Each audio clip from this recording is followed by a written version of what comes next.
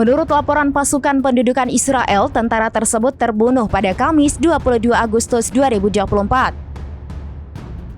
Dikutip dari The Times of Israel, insiden terjadi saat pasukan terus melanjutkan operasi di seluruh jalur Gaza.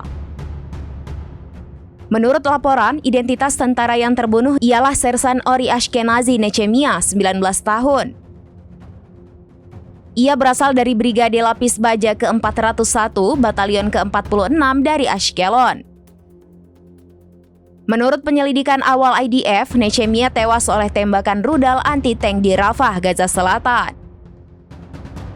Kematiannya menambah jumlah korban Israel dalam serangan darat terhadap Hamas di Gaza dan dalam operasi militer di sepanjang perbatasan dengan jalur Gaza menjadi 336. Sebelumnya, IDF juga mengklaim membunuh 50 anggota Hamas.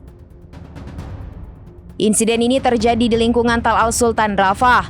Mereka juga mengaku menyerang depot senjata Hamas yang berdekatan dengan sekolah Salah ad-Din di kota Gaza.